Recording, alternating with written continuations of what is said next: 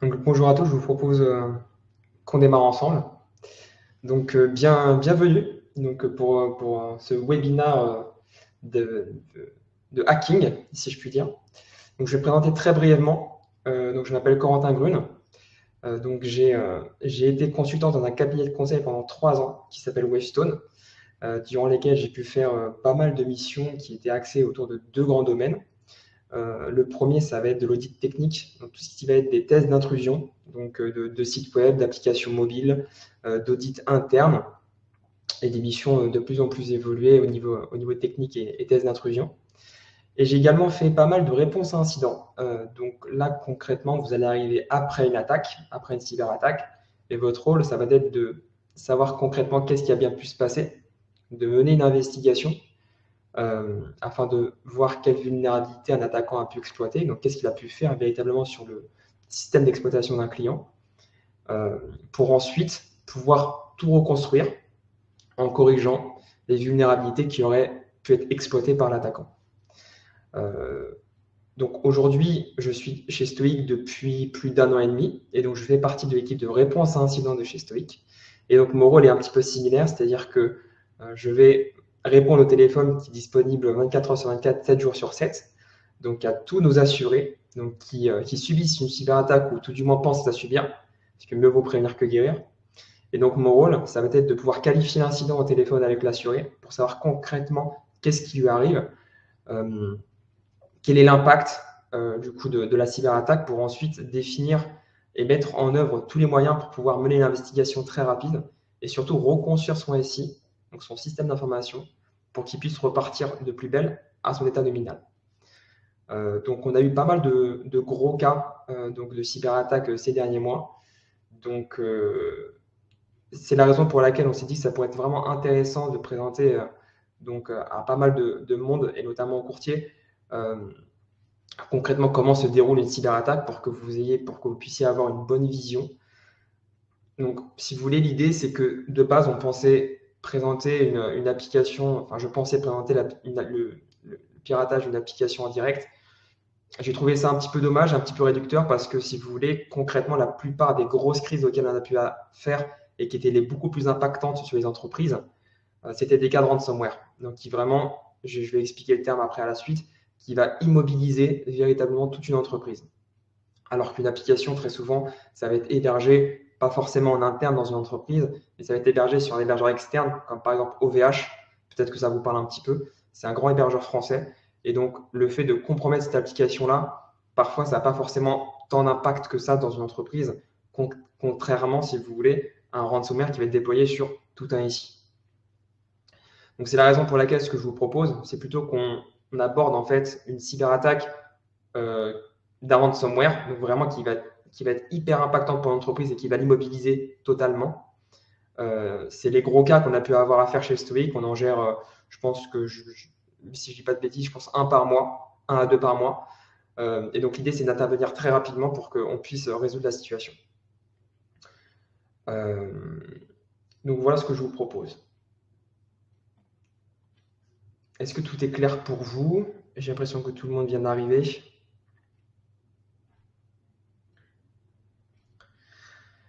Au cours de la présentation, parfait. Au cours de la présentation, n'hésitez pas à poser des questions. Vous avez un canal questions en bas à droite. Je vais essayer de m'efforcer d'y répondre au fur et à mesure de la présentation. Si je n'y ai pas répondu, vous inquiétez pas, je prendrai un temps à la fin de la présentation pour pouvoir y répondre et revenir sur les différents éléments si vous avez des questions pour aller un petit peu plus loin. Donc concrètement, comment ça va se présenter? Je vais vous présenter une société fictive, d'accord? Donc un peu son activité, etc. Et l'idée, ça va être donc de vous dérouler une cyberattaque de A à Z. Donc la société fictive, comment s'appelle-t-elle? Elle s'appelle donc Foico 1. Donc concrètement, c'est une entreprise de commerce électronique qui est spécialisée dans la vente de produits électroniques, etc. Son secteur d'activité, je pense que vous va vous parler un petit peu, c'est de la vente au détail en ligne, avec des catalogues de produits, des accessoires électroniques, etc. Donc quelque chose qui est plutôt classique, vous me direz. Au niveau de son infrastructure informatique aussi, l'idée c'est d'avoir une société qui va être plutôt commune, bien évidemment, que de plein d'autres sociétés qu'on assure côté Stoic, pour que vous ayez vraiment le cas typique, le cas commun d'une cyberattaque. Donc, l'entreprise utilise la suite Office 365. Donc, vous savez, c'est l'ensemble des outils Word, PowerPoint, Teams, Outlook, etc.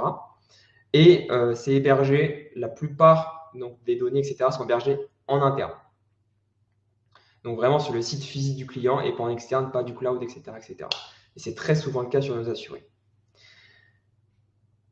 Voici du coup la présentation de l'entreprise. Là, on va passer à la cyberattaque. Donc, concrètement, comment ça va se passer?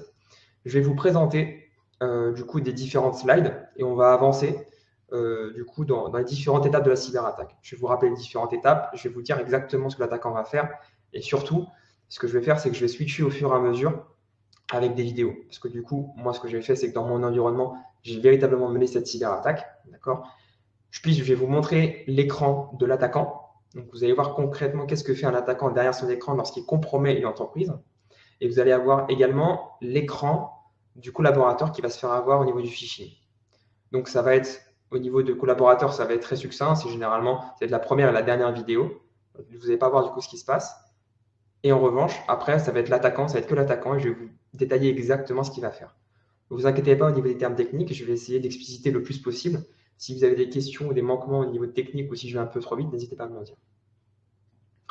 Donc, début de la cyberattaque. Donc, concrètement, je ne sais pas si vous aviez eu déjà affaire au webinaire précédent, mais la première étape d'une cyberattaque, ça va être la reconnaissance. Donc, l'idée, ça va être de rechercher des informations publiques, par exemple des adresses mail, etc., pour pouvoir envoyer des mails de phishing. C'est souvent comme ça que ça fonctionne, ou récupérer les versions de certains assets qui pourraient être exposés sur Internet, comme par exemple, c'est très souvent du VPN, du Citrix, des firewalls et des choses comme ça, pour pouvoir exploiter une vulnérabilité qui serait sortie récemment et qui ne serait pas encore corrigée, pour pouvoir pénétrer le SI. Nous, ce qu'on va faire, c'est qu'on va commencer par, on va commencer par l'étape qui est très commune et par laquelle commencent 80% des attaques qui réussissent de manière générale, ça va être l'envoi d'un mail de fichier. Donc concrètement, là justement, on va switcher, on va reprendre une petite vidéo. Là, vous êtes censé voir mon écran. Est-ce que vous voyez tous mon écran? Je vais vérifier si ça fonctionne, mais normalement, j'avais vérifié avant. Parfait. Écoutez, allons-y. Ici, vous allez être du coup dans la peau d'un collaborateur d'une société, d'accord, donc de la société Fouico, sur son poste de travail. Il va regarder, il va jeter un petit coup d'œil à ses mails. Donc, vous allez voir, il appartient au département du marketing. Pas mal de dossiers qui sont liés à du marketing. Et il va recevoir un email qui va pas forcément lui paraître suspect, en lui disant que énormément de fichiers ont été supprimés de son stockage de Microsoft et que finalement, il va potentiellement devoir les restaurer en cliquant sur le lien. Il y a toujours un lien, bien évidemment. Ne vous inquiétez pas, on va revoir un petit peu ce mail de phishing juste après pour l'analyser un petit peu plus en détail, parce que ça va être un point qui va être important par la suite. Donc là, concrètement, le mail est déjà pré-rentré, donc directement en cliquant sur le lien, et donc l'utilisateur va se connecter, ou tout du moins se tenter de se connecter. Une fois qu'il va cliquer sur se connecter, il aura fourni ses identifiants à l'attaquant. Donc ici, là, l'attaquant, justement, en cliquant sur directement se connecter, il aura accès.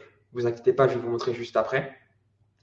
Et là, si on se place dans la peau, du coup, enfin, si on jette à nouveau un petit coup d'œil au mail de phishing, vous allez voir que ici, concrètement, vous avez donc l'adresse mail qui ne correspond pas du tout à une adresse mail de Microsoft. Donc, vous avez un notification@platform.com. Donc, c'est vraiment un domaine qui est tout à fait différent et légitime pour envoyer des mails Microsoft. Et autre chose, lorsque vous allez cliquer sur ce lien-là, vous allez voir que le lien est l'URL de l'application account.microsoft-app.com. C'est du coup une application qui est totalement faussée. Ce n'est pas du tout le Microsoft.com dont on a l'habitude. Et si vous voulez, ça va être ces deux choses-là dont il va falloir sensibiliser les utilisateurs de manière générale pour qu'ils ne puissent pas tomber dans le panneau. Et malheureusement, ça arrive encore tous les jours. Tous les jours, on a des appels par rapport à ça. Et on est censé du coup résoudre la situation en modifiant les mots de passe, en vérifiant que l'attaquant n'a pas le temps de se connecter, etc. etc. Donc ça va être le premier point et la première étape de l'attaque. C'est du coup le phishing. Donc là, vous voyez, même les boutons ne fonctionnent pas, etc. Rien ne fonctionne. Je vais repasser sur la présentation du webinaire. Donc ici, on a du coup un envoi d'un mail de phishing. Et là, concrètement, le collaborateur va saisir ses identifiants directement sur l'application. Ça va envoyer les identifiants sur le serveur malveillant de l'attaquant et l'attaquant va s'y connecter. Donc concrètement, si je vous représente un petit peu la situation de l'attaquant qui va se connecter au serveur, la situation va être la suivante. Il va être sur un système d'exploitation d'attaquant qui s'appelle Kali Linux. Ça vous parle un petit peu potentiellement. Si vous voulez, c'est un système d'exploitation qui est spécialisé pour faire de l'attaque de manière générale, pour faire des tests d'intrusion. Et très souvent, les attaquants vont utiliser ce système d'exploitation, comme Windows, etc., pour pouvoir mener à bien ces attaques. Donc là, si vous voulez, l'idée, c'est que lui, de son côté, il aura simplement à accéder à la page qui va récupérer tous les identifiants qui vont être envoyés, donc qui vont être datés. Et en fait, à chaque fois, vous allez avoir des identifiants, des mots de passe. Et ce qui peut être intéressant aussi, c'est d'avoir les adresses IP du coup des personnes qui envoient leur mot de passe. Pourquoi? Parce que du coup, vous allez avoir une idée, vous allez pouvoir les géolocaliser et savoir exactement où ils sont pour pouvoir vous connecter à des heures qui sont communes et vous faire moins détecter. Si vous voulez, l'idée, c'est que si vous voulez aller plus loin en tant qu'attaquant, si vous allez vous connecter à 3h ou 4h du matin en France un dimanche, du coup, il peut y avoir quand même des alertes qui peuvent être levées. Si vous vous connectez à 10h du matin ou à 4h de l'après-midi, généralement, ça pose moins de problèmes. Donc, concrètement, l'attaquant, ce qu'il va faire, c'est que il va voir que les derniers identifiants qu'il a récupérés sont présents. Donc, c'est l'adresse d'une personne qui s'appelle corentin@fuicoone.com. Donc, c'est vraiment une des personnes qui appartient à la société. Et il va tenter tout simplement de se connecter. Il va récupérer l'identifiant, il va récupérer tout le mot de passe et il va faire exactement ça.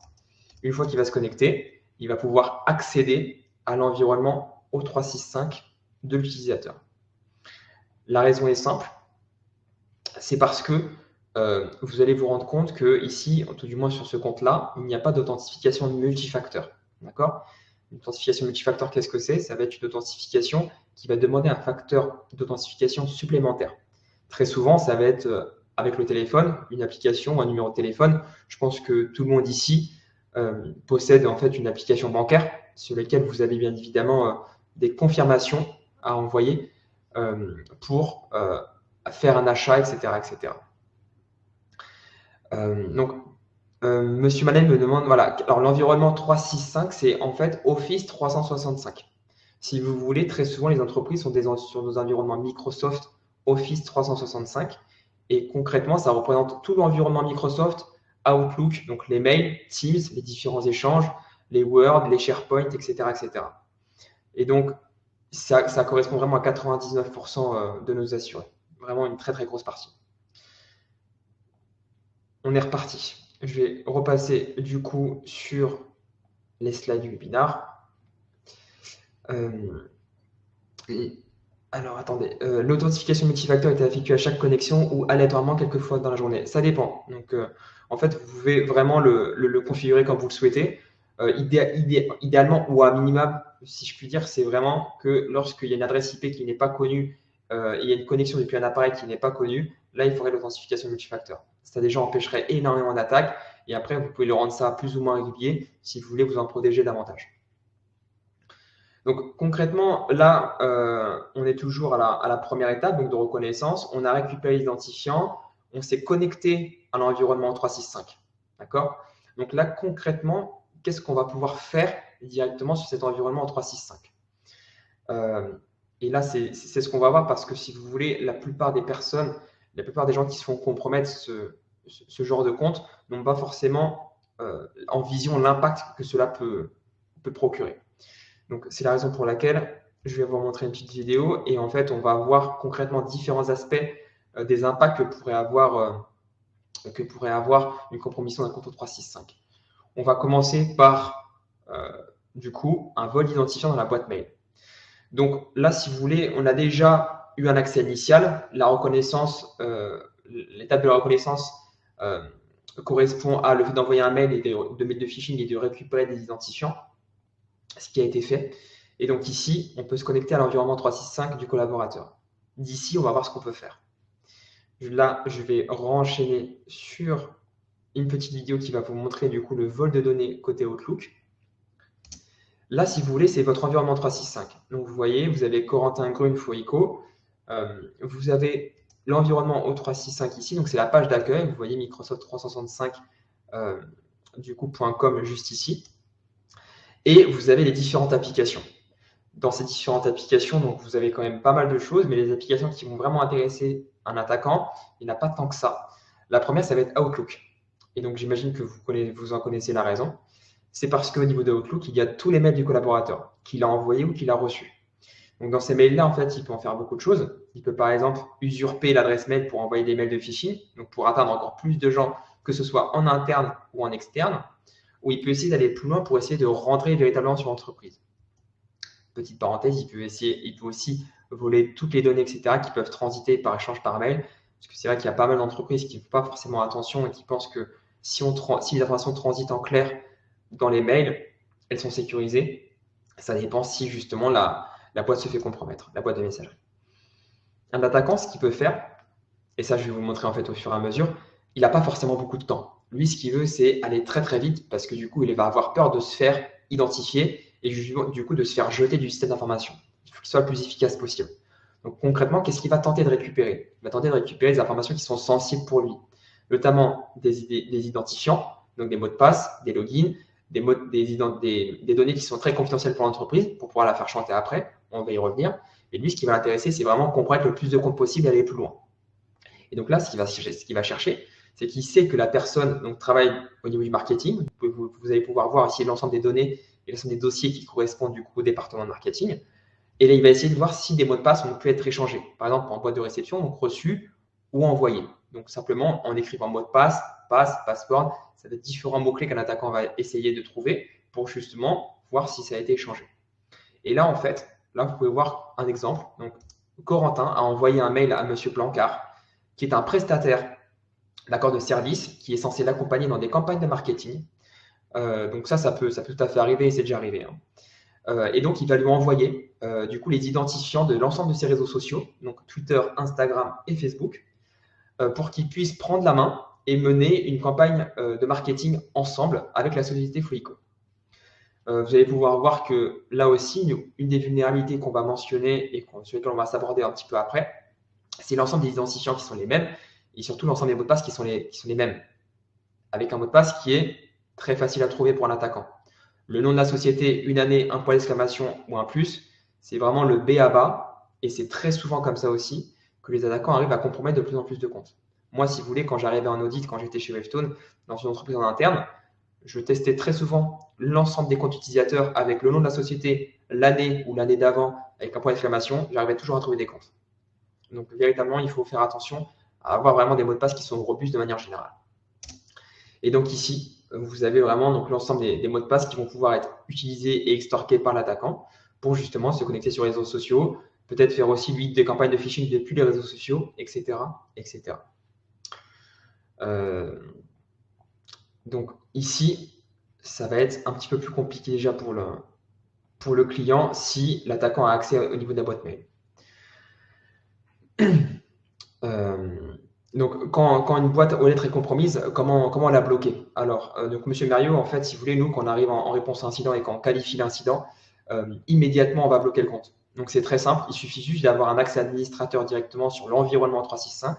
On se connecte sur cette interface-là et on peut verrouiller le compte, de sorte qu'on est sûr que l'attaquant ne puisse plus utiliser le compte-là. Est-ce que l'attaquant peut être connecté à Outlook ou Office 365 en même temps que le collaborateur? Tout à fait, M. Cohen. Je vais vous prendre un exemple très simple. Peut-être que vous êtes sur cet environnement-là, vous êtes connecté avec votre portable sur Outlook et vous êtes connecté avec votre PC. Donc, véritablement, vous allez avoir plusieurs connexions possibles et ça va être invisible pour l'attaquant, enfin pour le collaborateur. Donc, au niveau de la cinquième étape, donc là, on a vu que comment on pouvait exploiter concrètement une boîte mail. Là, on va aller un peu plus loin, on va essayer de voler des données sensibles, potentiellement sur SharePoint. Donc, le SharePoint, je ne sais pas si vous êtes familier avec ça.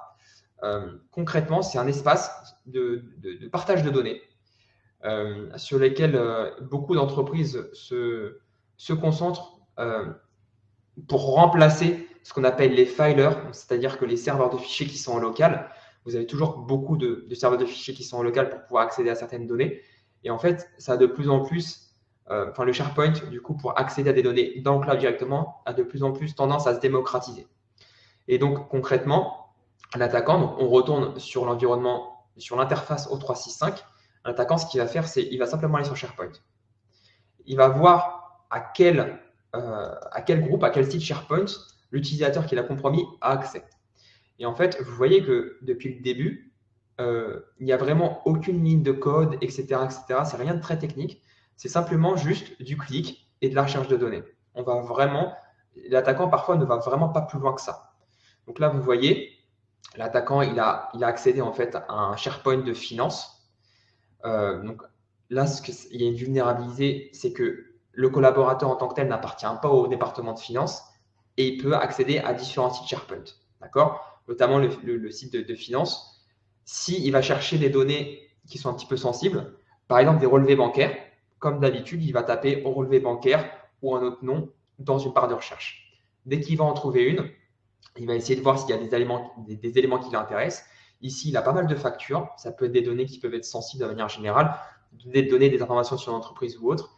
Et du coup, il a simplement à cliquer. Il voit à peu près ce que ça donne, les informations qu'il peut récupérer. Là, on voit de 2003, c'est la société Foico. Il y a pas mal de choses. On apprend que ça appartient au Crédit Lyonnais. Il va télécharger du coup cette image-là. Et de manière générale, il va aussi récupérer l'ensemble du dossier pour voir concrètement qu'est-ce qu'il peut en faire de son côté. D'accord? En fait, et cette étape-là, il va pouvoir le réitérer au fur et à mesure de tous les sites SharePoint auxquels il pourra accéder. Je vais vous donner l'exemple supplémentaire. Ça va être un SharePoint. Là, vous voyez, ça va être les 4 sites SharePoint auxquels il va pouvoir accéder. Donc, marketing, c'est normal parce que c'est légitime. Il appartient du coup à ce département. Là, vous avez le département de ressources humaines. Pourquoi je vais vous montrer ça aussi? C'est parce que c'est des choses qu'on retrouve très souvent et c'est des données qui sont sensibles et le fait de les voler peut vraiment avoir un gros impact sur l'entreprise. Imaginez là au niveau des ressources humaines, pareil, vous avez des politiques, vous avez du recrutement, vous avez le dossier des employés, les avantages sociaux, vous avez les salaires de l'ensemble des gens, etc., les différents RIB, potentiellement pour leur verser le salaire. Et vous avez aussi surtout des CV et parfois dans les CV, vous allez avoir les cartes d'identité. Parce que du coup, ça peut être aussi très souvent utilisé dans une entreprise et conservé, et pas forcément de la bonne manière. Et un attaquant, pour lui, c'est une aubaine. C'est vraiment une fontaine de jouvence, si je puis dire, parce que du coup, tout ça, il va pouvoir les récupérer et les revendre sur des sites, évidemment, qui sont malveillants, sur Darknet ou autres, pour pouvoir permettre aux gens de faire de l'usurpation d'identité. Et ça, généralement, ça apporte vraiment atteinte à des gens, à des employés, et du coup, ils peuvent se retourner contre l'entreprise qui a mal sécurisé leurs données. Est-ce que, évidemment. Et les numéros de sécurité sociale, exactement. Oui, Monsieur Pirot, on va vous envoyer la présentation avec les commentaires, etc. Ça, il y aura vraiment aucun souci. L'attaquant a-t-il intérêt à effacer ses traces à l'issue ou bien se contenter de se dire qu'il est identifié comme un collaborateur lambda? C'est une très bonne question. L'idée, c'est de toujours effacer ses traces pour un attaquant. Parce que généralement, nous, si vous voulez, quand on intervient en réponse à incident, donc le CERT stoïque dont moi-même, même si on se déplace sur site, nous, ce dont on a besoin pour savoir concrètement ce qu'un attaquant a fait, c'est on a besoin de ses traces, ce qu'on appelle des journaux d'événements. En anglais, ça s'appelle les logs, et ça correspond concrètement à l'ensemble des actions qu'aura fait l'attaquant. Des connexions, des créations de comptes, des compromissions, on aura son adresse IP, etc., etc. Et on a vraiment besoin de cette information pour mener des investigations. Donc au début, il n'a pas forcément à effacer ses traces parce qu'il a le comportement de quelqu'un qui est tout à fait légitime. Mais à la fin de l'attaque, vous allez voir quand il aura déposé le ransomware ou quoi que ce soit, là, ça va être intéressant pour lui de tout effacer, comme ça il sera sûr qu'aucune de ses actions ne pourra être tracée. Si je retourne rapidement du coup à la présentation au niveau du site SharePoint, donc au niveau du support IT, là pareil, trouver ça dans un audit, moi j'étais le plus heureux des auditeurs, parce que généralement c'est souvent dans des sites SharePoint ou sur des dossiers d'informatique, de support informatique d'une entreprise qu'on va retrouver des identifiants de comptes qui vont être privilégiés dans une entreprise, comme des comptes administrateurs. Ça, on va y venir aussi au fur et à mesure. Et où est-ce qu'on trouve ça généralement? On trouve ça dans des scripts, parce que très souvent dans des scripts, vous avez des identifiants, donc des logins et des mots de passe qui sont utilisés, donc on appelle ça codé en dur, pour qu'ils soient utilisés dans des scripts pour automatiser certaines actions d'administration qui peuvent être un peu usantes. D'accord? Et donc, moi, la première chose que je fais quand je suis attaquant, je regarde s'il y a des scripts quelque part. surtout sur un environnement de support IT. Là, je vois qu'il y a différents dossiers de scripts, des scripts de dépannage, des scripts de gestion d'utilisateurs. Donc, moi, ce que je fais, je suis attaquant, je récupère, je télécharge ça. Vous voyez, à chaque fois, je ne télécharge pas forcément tout. Je ne cherche pas forcément à exfiltrer toutes les données. J'essaie de voir ce qui peut m'intéresser. J'essaie d'être pointilleux et pour pas trop, si jamais il y a des observations qui sont faites, pour pas trop éveiller les soupçons. Donc là, ce que je vais faire tout simplement, c'est que je vais télécharger l'ensemble du dossier, d'accord, qui va correspondre, hop là, l'ensemble du dossier qui va correspondre, je vais y arriver, à l'ensemble des scripts. Une fois que j'ai téléchargé ce dossier, je vais faire une recherche sur l'ensemble des scripts qui vont être présents dans ce dossier-là. Et donc, concrètement, qu'est-ce que je peux rechercher? En fait, la même chose que je fais de ce que je fais depuis le début. Vous vous souvenez sur Outlook, ce que j'avais recherché. Donc là, vous voyez, ça va être simplement des petites lignes de commande. Je vais tout vous expliquer. Sur Outlook, ce que j'ai pu faire, c'est que j'ai pu récupérer, je vais chercher la chaîne de caractères mot de passe au niveau des mails. Au niveau des scripts, généralement, on va plutôt passer à l'anglais. Donc là, ce que j'ai fait, c'est très simple. J'ai extrait l'archive, donc tous les scripts qu'on avait sur SharePoint, d'accord? Donc c'est comme si je les avais tous dans un dossier sur mon PC, donc sur le PC d'un attaquant. Avec un terminal, je vais dans ce dossier-là et en fait, je vais exécuter une commande pour automatiser une recherche. La recherche est la suivante. Cette commande-là va permettre de vérifier et de chercher l'ensemble des chaînes de caractères avec le mot password. Donc, le mot password, ça correspond à l'anglais pour mot de passe, pour essayer de trouver si justement on a une variable. Donc, password, c'est souvent password égale quelque chose, pour vérifier si justement des mots de passe sont présents et sont codés en dur dans certains scripts. Et imaginez-vous, vous êtes un attaquant, si vous arrivez à récupérer le mot de passe et le login d'un compte qui est privilégié d'un administrateur, par exemple, vous allez pouvoir potentiellement l'utiliser et l'usurper. Vous allez, ce qu'on appelle, élever vos privilèges. C'est vraiment ce que va chercher un attaquant, à avoir le plus de privilèges possible pour ensuite avoir le plus de droits possible. Et donc là, en exécutant cette commande, je vois qu'il y a un script qui s'appelle admin backup, donc un script PowerShell qui se situe dans le dossier script de sauvegarde. Et là, l'idée, c'est que je me suis dit, vu qu'il y a le mot de passe, il y a forcément un login qui est à l'intérieur. Donc, je vais ouvrir le script PowerShell. Et là, tada, vous avez donc 3 variables, donc serveur, username et password. Et ces 3 variables permettent donc respectivement, vous avez un nom de domaine, donc rdp.foico1.com. Donc, c'est très probablement le serveur sur lequel il est possible de se connecter en RDP. On va voir si c'est accessible depuis Internet. Vous avez le username, donc ça va être le login, d'accord, donc le nom d'identifiant, domaine /admin Philippe. Si vous voulez ça, rien que cette information, ça me donne l'info que c'est un compte de domaine. Donc si vous voulez, qu'est-ce que c'est un compte de domaine? Dans la plupart des entreprises sur lesquelles vous avez du Microsoft, vous avez ce qu'on appelle un Active Directory. Qu'est-ce que c'est un Active Directory? Si vous voulez, c'est une espèce de grande bibliothèque, une grande structure qui va lister l'ensemble de tous les inventaires d'un système d'information, qui va être basé sur Microsoft de manière très générale. Donc, vous allez dans cet annuaire Active Directory, donc c'est un annuaire. Vous allez avoir l'ensemble des serveurs, vous allez avoir l'ensemble des postes de travail, vous allez avoir l'ensemble des utilisateurs. Et dans cet annuaire, il va être spécifié qui a droit à quoi. D'accord? Donc, par exemple, vous avez le compte corentin@foico1.com. Imaginons que ça va être un compte de domaine. Donc, domaine /Corentin. Il aura accès à ce serveur-là, à ce serveur-là, à ces données-là, ces données-là. D'accord? L'Active Directory, ça va être vraiment la chose la plus importante pour une entreprise. Et un attaquant va chercher à compromettre l'Active Directory parce que partez du principe que si vous compromettez la base d'un SI qui permet de définir les droits, vous allez pouvoir vous-même définir les droits et ce que vous pouvez faire de chacune des machines et de chacun des comptes utilisateurs. Et ce faisant, vous allez pouvoir faire à peu près ce que vous voulez et notamment déployer un ransomware. Tous les ransomware que j'ai pu avoir à faire, que ce soit depuis Wavestone ou Stoic, tous ont été préalablement préparés par la compromission de l'Active Directory. Et donc ici, le nom du domaine, c'est domaine, d'accord? Donc ça peut arriver aussi, je suis tombé sur une entreprise où c'était le cas. Et donc, on a également son mot de passe. Donc là, un attaquant, généralement, il tombe sur ça, il est très content parce qu'il se dit que potentiellement, il va pouvoir se connecter sur un serveur interne. Et là, généralement, c'est très rapidement le gros lot. Je vais jeter un petit coup d'œil aux questions si vous en avez. Alors, quelles sont les possibilités de défense si l'attaquant arrive à effacer ses traces? J'imagine que c'était votre question.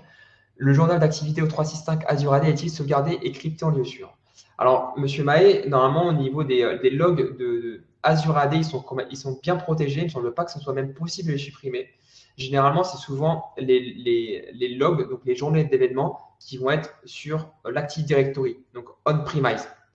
Voilà, merci Vincent qui m'a confirmé ça. Ça va être très souvent donc des logs en interne. Donc, lorsqu'il y aura des mouvements latéraux, etc., au niveau de l'interne, tout ça, l'attaquant va pouvoir les supprimer. Donc, ça, on va pouvoir les dire par la suite. Donc, concrètement, là, on en est à l'étape où on a réussi à récupérer des identifiants et l'attaquant est très, très content. Il va essayer quand même de les utiliser, de les exploiter pour voir s'il arrive à accéder à quelque part. Donc, si on retourne un petit peu sur la présentation, là, vous avez donc toujours un accès initial. On a volé des identifiants sensibles sur le site SharePoint, donc des cartes d'identité, des relevés bancaires et surtout des identifiants qui vont potentiellement nous permettre, en tant qu'attaquant, d'accéder au SI interne. Et donc, c'est ce qu'on va faire. On va tenter de se connecter au serveur RDP et on va voir ce que ça donne. Donc, concrètement, le protocole RDP, qu'est-ce que c'est? Le protocole RDP, si vous voulez, c'est un service d'administration à distance. Ça va permettre de prendre la main à distance sur une machine distante, très généralement Windows. Et c'est un service d'administration, c'est-à-dire que les administrateurs, d'accord, d'un système d'exploitation quelconque, lorsqu'ils ont un Active Directory, ils sont sur Microsoft, etc., comme je vous l'ai dit, ça va être 99% de vos clients, ils vont se connecter via ce service-là, via le protocole RDP. Vous allez voir, c'est simplement un outil sur Windows pour pouvoir ensuite administrer des machines à distance. Donc là, on se place dans le cas d'un attaquant qui aurait aussi une machine Windows parce que le protocole RDP n'est pas hyper stable sur sa machine de Kali Linux, donc sa machine d'attaquant. Et donc, c'est la raison pour laquelle j'ai préféré quand même prendre une machine Windows pour que vous puissiez voir. Ici, vous voyez, c'est simplement lancer l'application Remote Desktop Connection, d'accord. Ici, j'ai précisé du coup l'adresse qu'on avait pu identifier, donc rdp.foico1.com. J'ai précisé le nom de domaine, l'identifiant qu'on a pu récupérer, donc domaine anti-slash, donc backslash admin-philippe.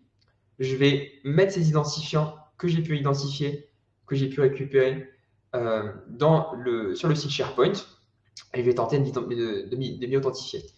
Ici, c'est une très bonne nouvelle parce que là, du coup, il me dit qu'il a bien réussi à contacter la personne, enfin, bien contacter le serveur, il a récupéré le certificat et il me demande si j'ai confiance au certificat. J'ai simplement à confirmer que j'ai confiance et j'ai réussi à me connecter sur le serveur RDP de Foico1. Là, généralement, l'attaquant est très, très, très content. Il a un pied sur le SI interne. Et très généralement, pour être honnête avec vous, la plupart des audits internes que j'ai pu faire, que ce soit moi ou l'ensemble de mes collègues de Wavestone, on compromettait très rapidement l'Active Directory en interne. C'est la raison pour laquelle aussi, côté stoïque, j'imagine que vous connaissez un petit peu nos outils, on met à disposition donc un scan d'Active Directory en interne pour que justement les entreprises puissent se protéger de ça, d'accord, et puissent durcir leur Active Directory. Parce que sinon, ça peut être compromis très rapidement et ça peut porter atteinte très rapidement à l'entreprise. Donc, l'attaquant est connecté directement sur le serveur interne. Il a un pied au niveau du SI interne.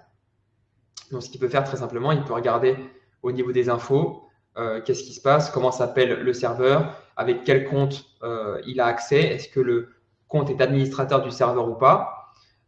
Il peut faire pas mal de choses. Donc là, vous voyez, je tape quelques petites lignes de commande pour vérifier si vraiment je suis au bon endroit. Là, on voit le rdp.local.domaine.local et le admin Philippe. Donc ici, c'est très bon signe. Concrètement, si on retourne un petit peu sur les différentes étapes de l'attaque,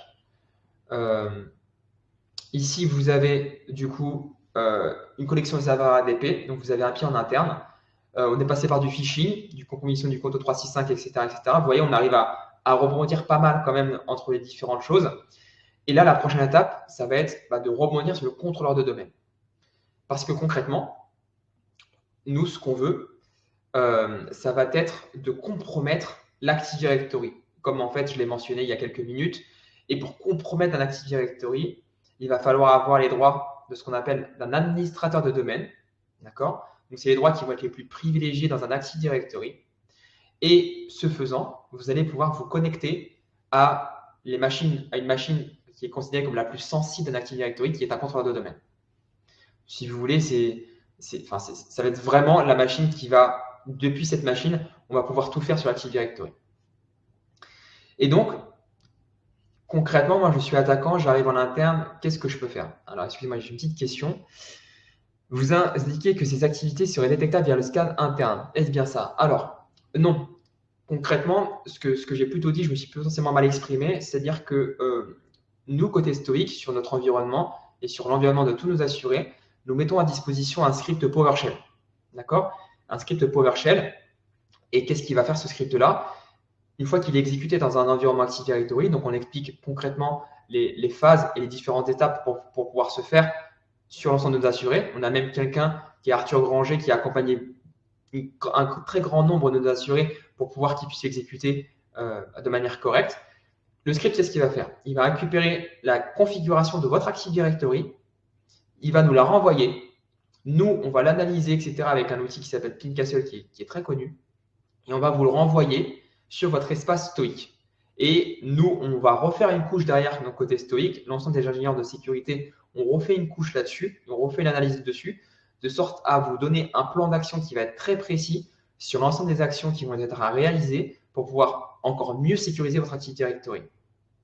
Donc là, si vous voulez, ça ne va pas permettre d'identifier des activités illégales, mais ça va permettre de vous protéger. D'accord? Donc ça va être par exemple d'avoir une politique de mot de passe qui va être un peu plus robuste dans l'Active Directory, d'empêcher certains administrateurs de faire un type d'action ou autre, etc., etc. Donc concrètement, si on revient un petit peu donc à notre cyberattaque, on va tenter de se connecter au contrôleur de domaine. Donc ça, si vous voulez, moi, si je suis attaquant et quand je suis auditeur, la première chose que j'essaie de faire, c'est je trouve un mot de passe qui appartient à l'utilisateur qui est administrateur du serveur. Le compte n'est pas administrateur du domaine, d'accord? Mais il y a un mot de passe. Et donc, un attaquant, ce qu'il va faire naturellement, c'est qu'il va tester pas mal de comptes, et notamment les comptes d'administrateur de domaine. Il va essayer les mêmes mots de passe, et il va essayer de voir si finalement il arrive à rebondir sur d'autres machines. Donc, concrètement, moi, ce que je vais faire en tant qu'attaquant, c'est que déjà, je vais essayer de récupérer l'ensemble des noms d'utilisateurs qui appartiennent au groupe admin de domaine, donc qui sont administrateurs du domaine. Ici, là, j'en vois qu'un, il s'appelle administrator. Donc, vous voyez, vous l'avez devant vous, le compte administrateur que j'ai surligné, il est juste ici. Et ensuite, là, je vais exécuter une commande qui est un petit peu technique, mais vous allez voir, le résultat est simple, ça va me lister les contrôleurs de domaine d'un Active Directory. Comme je vous l'ai dit, c'est vraiment l'élément le plus important. Donc là, ce que je vais faire tout simplement, c'est que je vais récupérer le nom d'un contrôleur de domaine, je vais récupérer le nom d'un administrateur de domaine, donc administrator, et je vais tenter de m'y connecter avec le même mot de passe du compte admin Philippe, parce que potentiellement, c'est aussi les mêmes personnes. Vous savez très bien, parce que du coup, vous gérez aussi pas mal de vos clients de vos côtés, que très généralement, au niveau de la DSI, ils sont 1, 2, 3 maximum, et que finalement, il n'y a pas beaucoup de support IT ou d'administrateurs de domaine. Donc, très probablement, ils peuvent avoir des comptes différents, mais les mots de passe peuvent être similaires pour des raisons de facilité, etc., etc. Donc, pour résumer, je tente de me connecter avec donc, un compte différent sur un contrôleur de domaine. Et là, je vais tenter donc, le compte administrator. Et je vais réutiliser le même mot de passe qui a été utilisé pour pouvoir m'y connecter. Et parfois ça passe pas, et parfois on a de la chance en tant qu'attaquant, et ça passe comme vous le voyez devant vous. J'ai repris le même mot de passe que admin Philippe, donc très probablement ce sont les deux mêmes personnes, et justement il n'a pas forcément voulu avoir un mot de passe qui est différent entre ces différents comptes. Et donc ici, j'ai accès à un contrôleur de domaine. Donc là, généralement, c'est jackpot. Là, l'attaquant, en fait, il se dit qu'il a tout gagné, qu'il va pouvoir faire à peu près ce qu'il veut sur le SI, et il va essayer d'aller assez rapidement quand même pour pouvoir qu'il ne se fasse pas jeter si finalement il y a des systèmes de supervision sur le SI, comme des SOC, j'imagine que ça vous parle un petit peu. C'est généralement des prestataires, il y en a rarement en interne, hein, même dans vos assurés, il y en a rarement en interne.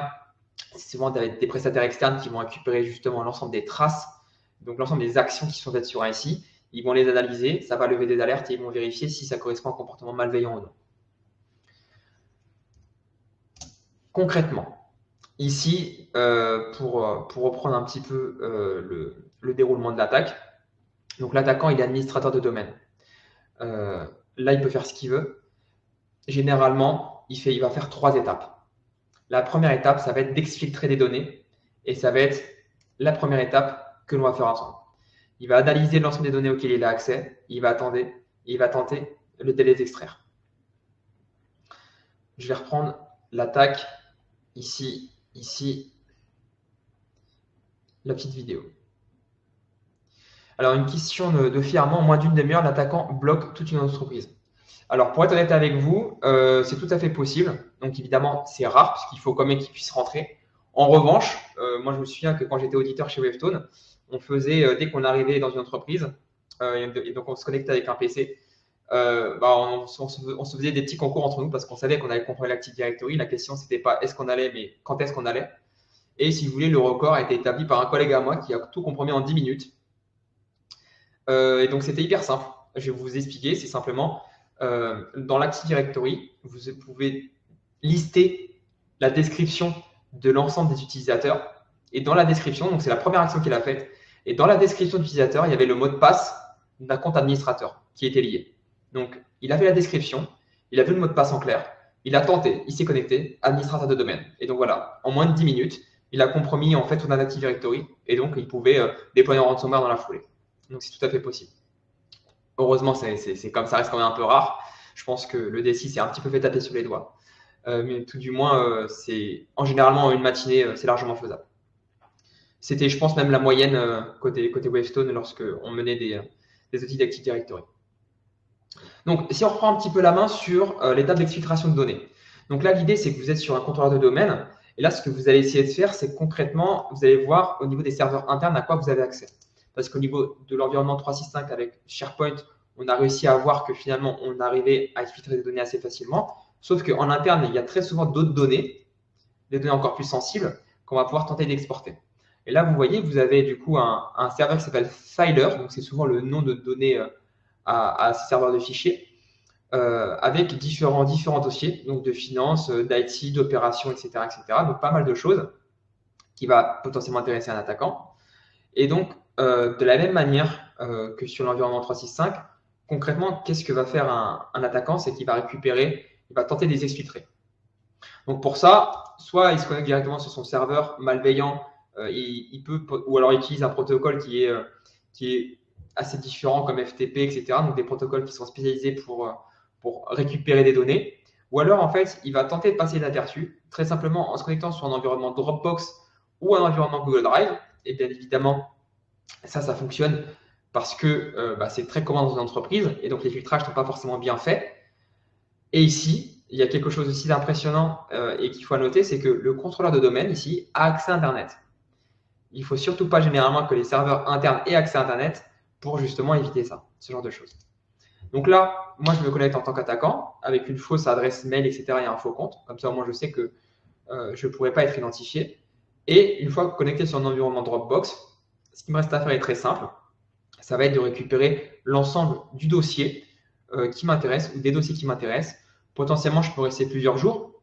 Si je sais que je passe inaperçu depuis le début, je peux potentiellement rester plusieurs jours, même plusieurs mois. C'est très souvent arrivé parce que du coup, avant, là, les sociétés s'équipent de plus en plus de systèmes de surveillance, mais avant, ce n'était pas le cas. Et donc, les attaquants pourraient vraiment rester plusieurs mois pour voler des données au fur et à mesure. Là, j'exfiltre les données et tout d'un coup, je vais pouvoir les récupérer moi de mon côté. Voilà comment on exfiltre des données assez facilement sans être particulièrement vu. Donc ça va être la première étape de l'attaquant une fois qu'il aura compromis un Active Directory. La seconde étape, alors est-ce qu'il y a une question de M. Eric Manel, les logiciels qu'utilisent les pirates sont des logiciels libres ou est-ce que c'est des développements personnels? En fait, les deux.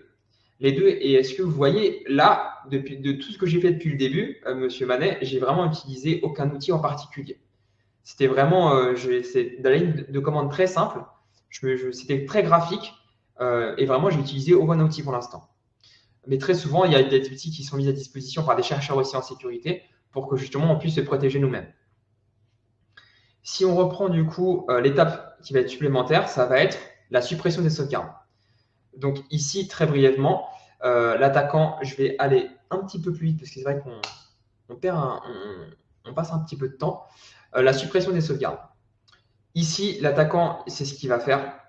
Donc concrètement, si on repasse un petit peu à l'étape de la suppression des sauvegardes, ici, vous avez en fait une grosse vulnérabilité, c'est que les sauvegardes sont en local. Donc il n'y a pas d'externalisation de sauvegarde. Donc ici, tout est sauvegardé en local sur l'Active Directory, sur le contrôleur de domaine. Et en fait, imaginez-vous bien, un attaquant, il voit ça, il est hyper content, parce que du coup, il va supprimer toutes les sauvegardes, ou alors il va les chiffrer, et il va être sûr que lorsqu'il va déployer un ransomware, et ben en fait, la société ne va pas pouvoir récupérer ces données. Nous, si vous voulez, lorsqu'on intervient, il a supprimé les données. Nous, si vous voulez, lorsqu'on intervient en réponse à un incident, la première question qu'on va poser, c'est est-ce que les sauvegardes sont sécurisées? Parce qu'en fait, vraiment la réussite de notre réponse à un incident et surtout son efficacité va se baser là-dessus. Si on a des sauvegardes saines et qui sont récentes, on va pouvoir restaurer très rapidement le SI et tout va bien se passer. Si on n'en a pas, ça peut véritablement poser problème. C'est la raison pour laquelle il faut véritablement externaliser des sauvegardes. On va y revenir avec des bandes magnétiques, etc., ou les rendre immuables. Donc, immuables, c'est-à-dire qu'on a des sauvegardes, mais elles ne peuvent pas être supprimées. Même si vous avez les droits les plus privilégiés, elles ne peuvent pas être supprimées. Et ça, il y a pas mal de nos assurés qui ont ça, et ça fonctionne très bien. Repartons sur la dernière étape du coup de l'attaque, ça va être le déploiement de ransomware, et qui va infecter l'ensemble des machines à Active Directory. Concrètement, qu'est-ce que c'est un ransomware? Un ransomware, ça va être un programme malveillant qui va chiffrer l'ensemble des données qui sont situées sur tous les serveurs et toutes les machines de manière générale d'un Active Directory. L'idée, ça va être quoi? Ça va être de pouvoir prendre en otage du coup l'ensemble des collaborateurs, l'ensemble de la société. On va chiffrer toutes les données de l'ERP, du CRM, etc., etc. Donc toutes les applications les plus critiques d'un SI, on va les chiffrer pour que justement elles ne puissent plus être rendues accessibles. Là, je vais accélérer un petit peu parce que ça va être la manière dont on va déployer un ransomware. Donc là, vous voyez, ça va être le ransomware Medusa, donc Medusa.exe qui est très connu. Donc c'est simplement un programme Windows qui va tout chiffrer. Et un attaquant, concrètement, qu'est-ce qu'il va faire pour ça? Ça va être un petit peu technique, mais il va déployer une politique sur l'Active Directory. Il va déployer une politique, et cette politique, qu'est-ce qu'elle va faire? Elle va simplement dire à toutes les machines dans l'Active Directory, surtout Windows, de créer une tâche planifiée qui va exécuter ce ransomware. La tâche planifiée, qu'est-ce que c'est? C'est simplement une tâche que vous allez demander à une machine d'exécuter à un temps donné. D'accord? À un temps donné. Ici, je vais accélérer un petit peu, mais ici, la tâche va être exécutée avec les droits d'administration. Elle va être exécutée, là, j'ai sélectionné Add Startup, donc au démarrage d'une machine. Donc simplement, la machine aura redémarré et le ransomware va se lancer. Et l'action, j'ai simplement à sélectionner le ransomware que j'aurai déposé à un endroit accessible depuis toutes les machines à Active Directory. D'accord? Une fois que ça sera fait, là, on se remet dans la peau, du coup, pour terminer l'attaque du collaborateur. Il va redémarrer sa machine, il va accéder à ses documents et en fait, il va voir que l'ensemble de ces documents possède une extension un peu particulière, donc Medusa, avec un ID au début de ces fichiers qui correspond à 97, 67, 98 et qui va changer au fur et à mesure. Et lorsqu'il va tenter d'accéder à nouveau à ces fichiers, par exemple, son fichier de tableau de bilan assessment, donc docx que vous voyez ici, c'est le format du fichier pour ouvrir un fichier Word. D'accord? Et en fait, il va voir que toutes les données seront chiffrées et ne pourra plus rien ouvrir. Donc, toutes les données seront chiffrées, il ne pourra accéder à plus rien du tout. Et en plus de ça, très souvent, vous allez avoir une note de rançon. Donc, une note de rançon, en fait, ça a cette forme-là, ça va être déposé dans tous les dossiers d'une arborescence. Et concrètement, ça va vous dire que vous êtes fait compromettre, vous avez subi un ransomware, et ils vont vous donner les étapes pour que vous puissiez communiquer avec eux. D'accord? Donc, ils vont vous dire, vous avez un lien, oignon. Évidemment, ils vont vous mettre la pression. Ils vont mettre la pression à vos clients. Si vous ne nous contactez pas, on va exposer vos données, etc. On va faire fuiter vos données, etc. Donc, imaginez-vous bien, toutes les cartes d'identité, tous les relevés bancaires, etc., etc., toutes les données, même métiers, etc., tous les plans, etc., qui peuvent porter atteinte à la compétition, etc., etc. Donc, il va falloir les contacter via le Darknet, etc., leur donner un ID qui va correspondre à votre client pour que vous puissiez négocier votre rançon. Et ça nous arrive très souvent. Et même dans le dernier cas, on a dû négocier une rançon, bien évidemment qu'on n'a pas payé, mais on a fait perdre du temps à l'attaquant pour qu'on puisse restaurer les données de notre côté. Voilà pour l'ensemble des vidéos et surtout la cyberattaque qu'on a pu identifier ensemble. Concrètement, donc voilà comment s'effectue une cyberattaque. Là, tout est compromis. Ce que je vous propose, c'est qu'on aborde rapidement le sujet de comment s'en défendre avant de pouvoir répondre à vos questions de manière générale. N'hésitez pas à les poser. On va faire un bilan de la cyberattaque. On va voir tout ce qui s'est passé, tous les différents risques, les vulnérabilités associées et les recommandations. Et ensuite, ça va être clair pour vous sur concrètement comment on aurait pu se défendre face à ce type de cyberattaque. Parce que j'imagine que pas mal de questions sont là-dessus. Et donc, vous allez pouvoir y répondre. Donc, la première chose, c'est la réception du mail de phishing. C'est le fait que finalement, il n'y a pas une analyse qui est suffisamment fine des mails entrants et la recommandation associée est généralement l'utilisation d'une solution anti-phishing.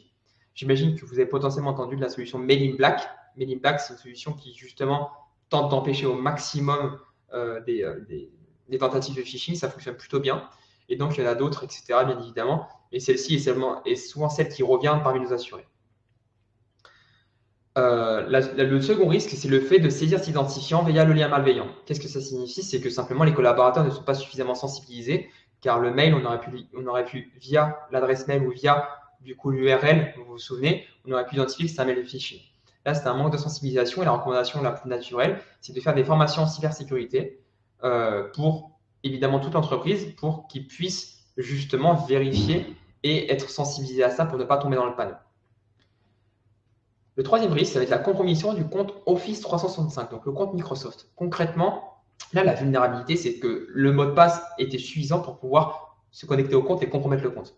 Donc, bien évidemment, là, la recommandation, c'est d'implémenter l'authentification multifacteur. Ça, on le demande très souvent en entretien. Si vous voulez, c'est le fait d'ajouter simplement un second facteur d'authentification, un SMS, une application, etc. Comme ça, on est sûr que, à minima, la plupart des attaquants seront bloqués par ça.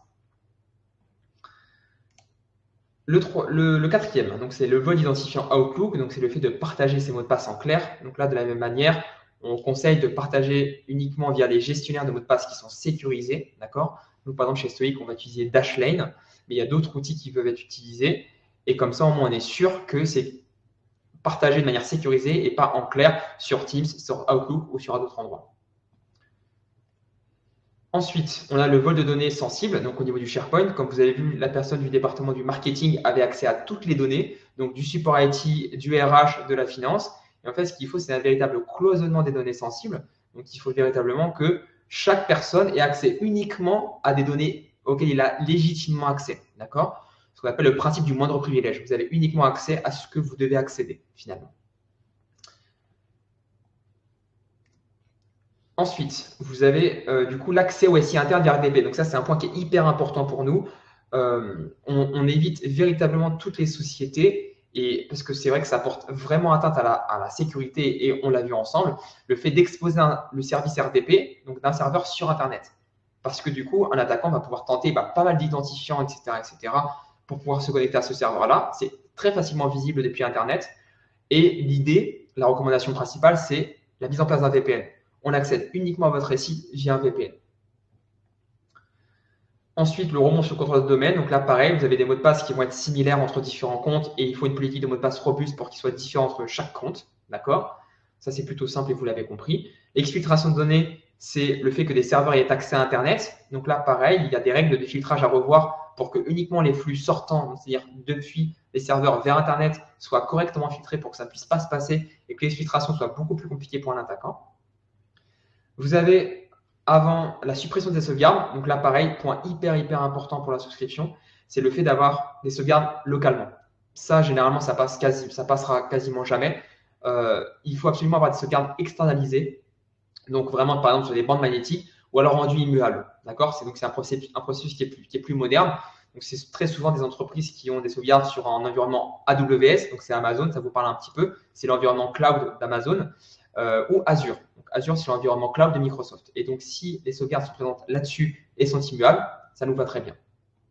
Et le dernier point, ça va être donc le déploiement de ransomware avec l'exécution d'un programme malveillant. Là, l'idée aussi, c'est l'installation d'un EDR. Donc, c'est une solution qui va être en complément d'un antivirus et qui va protéger beaucoup plus les utilisateurs de manière générale. Nous, si vous voulez, les différents cas de ransomware que j'ai pu avoir, pas mal ont été bloqués par un EDR. Parce que du coup, il va se protéger par rapport au comportement du programme malveillant et il aura beaucoup plus de chances de le bloquer. Bah, écoutez, voilà, je suis allé un petit peu plus vite vers la fin. Je vous prie bien vouloir m'excuser. C'est simplement j'ai essayé de répondre au fur et à mesure des questions et donc j'ai pris un petit peu plus de temps que prévu. J'espère que ça vous a plu. N'hésitez pas à me poser du coup différentes questions, à prendre votre temps. Je vais répondre à toutes les questions. Donc pour rien sur les sauvegardes, quels sont les arguments forts pour un assuré qui dit mais moi je sécurise, voire chiffre toutes les sauvegardes. Alors c'est pas parce que vous chiffrez les sauvegardes, monsieur Mike, qu'en fait on peut pas les rechiffrer derrière. Donc un attaquant, il va avoir des sauvegardes chiffrées, il va simplement les rechiffrer derrière et vous allez plus pouvoir y accéder. Donc véritablement, ça va pas forcément changer. Est-ce que ça ralentit le démarrage du PC, la tâche qui s'exécute au démarrage? Ça dépend. Le ransomware peut être bien fait, il ne peut pas forcément prendre beaucoup de ressources de l'ordinateur. Ça peut dépendre. Donc, est-ce que les sauvegardes distantes sont sécurisées? Est-ce que les pirates ne peuvent pas y accéder et les crypter également? Alors en fait, si vous voulez, comme je vous l'ai dit, vous pouvez avoir des sauvegardes qui sont distantes, externalisées. Par exemple, soit si je suis chez un prestataire, donc data center ou autre, et donc là, ça va être eux qui vont s'en occuper. Donc il faut bien qu'ils fassent attention à soit les rendre immuables de sorte à ce qu'ils ne puissent pas être supprimés, ou alors les externaliser eux-mêmes aussi de leur côté pour vraiment véritablement les protéger. Et donc pour rappel, vous allez avoir une rediffusion du coup de ce webinaire qui va vous être envoyé par mail et il sera aussi disponible sur notre chaîne YouTube. Donc vous pourrez tout à fait revoir la présentation si jamais certains éléments vous ont manqué. Est-ce qu'il y aura tout de même un atelier sur, donc Vincent, sur l'attaque d'une application SaaS un jour? J'y pense. J'y pense, Vincent. Donc Vincent, je vais vraiment te tutoyer parce qu'on se connaît un petit peu. En fait, l'idée, c'est que ça va être un petit peu plus compliqué techniquement pour pouvoir faire des choses sur une application SaaS. Et donc, l'idée, c'est d'y aller crescendo au fur et à mesure. Là, on a commencé par une attaque avec simplement du graphique et pas forcément d'outils. On pourra aller un peu plus loin si ça vous intéresse. Alors, tac, tac, tac. En tout cas, je suis ravi que ça vous ait plu. Alors, quel EDR recommander? C'est vrai que j'ai une question que j'ai pas vu passer. Il y a plein d'EDR qui sont vraiment pas trop mal. J'entends beaucoup de bien de CrowdStrike. Je sais que SentinelOne est aussi très bien. Donc SentinelOne, je pense que ça peut être très intéressant. Après, je vous conseille de regarder parce que c'est vrai qu'il peut y avoir des grandes différences par rapport au prix, par rapport aux options que vous pouvez prendre. Et donc ça, je vous laisserai le soin de regarder un petit peu. Donc, quelle est la part d'automatisme, si possible, dans tout ce process? Il y a beaucoup de choses qui peuvent être automatisées, que ce soit en défense ou en attaque. Donc, véritablement, n'hésitez pas à revenir vers nous par rapport à ça. On accompagne pas mal du coup de nos entreprises à se rendre assurables et donc justement à les accompagner pour qu'ils puissent automatiser l'ensemble de leur protection. Tac. Écoutez, avec plaisir. Je sais qu'on a été un petit peu, on a dépassé un petit peu. Si vous n'avez pas d'autres questions, en tout cas, j'attends encore quelques minutes, mais je vous souhaite une excellente journée et au plaisir du coup de vous revoir pour un prochain webinaire. Et les NAS peuvent-ils être hackés de Sophie Armand? Tout à fait. En fait, si vous voulez, les NAS, justement, ça va être des machines qui vont être connectées en interne et très souvent, ça va être des connexions qui sont en ligne. L'attaque que je vous ai montrée, justement, là, juste avant, j'ai réussi à supprimer les sauvegardes. Les sauvegardes étaient sur un NAS que j'avais en local. Donc, c'est tout à fait possible. Et souvent, on cherche à avoir une autre manière d'externaliser ces sauvegardes. Merci à vous. Très bonne journée. Très bonne journée. Alors, une question de monsieur Antoine Petit. Est-ce que l'IA facilite les attaques? Évidemment. Si vous voulez, de manière générale, l'IA facilite beaucoup de choses, que ce soit attaque ou défense. Et donc, avec l'IA, on va pouvoir générer des scripts d'attaquants qui vont être de plus en plus techniques, aller plus loin, etc. Et ça va pouvoir faire beaucoup plus de dégâts. Dernière question, je vous prie de m'excuser, moi je vais enchaîner ensuite sur une autre réunion. Est-il possible de détecter une cyberattaque en cours sur son ordinateur, les ralentissements, des applications qui se ferment subitement, etc., etc. Alors oui, c'est tout à fait possible. Donc comme vous avez dit, les ralentissements, etc. Généralement, on va pouvoir mener l'investigation pour savoir si c'est le cas. Mais moi, je vous conseille vraiment d'avoir une solution type EDR qui va pouvoir le bloquer. Comme ça, au moins, on est sûr que ça soit bloqué. Très rapidement, j'en profite. Donc, un RDP qui passe par un VPN est-il sûr? Oui, tout à fait. En fait, si vous voulez, globalement, le protocole RDP, s'il y a un VPN avant, c'est sûr parce que du coup, en fait, c'est comme si on était en interne dans l'entreprise. Donc ça pose pas de souci en particulier. Écoutez, je vous remercie pour votre attention. Je vous souhaite une très bonne journée à tous et au plaisir de vous voir dans un prochain webinaire. Et n'oubliez pas, on va vous envoyer du coup le replay par mail et on aura aussi le replay sur YouTube, comme ça vous allez pouvoir en profiter. Merci à vous et très bonne journée. Au revoir.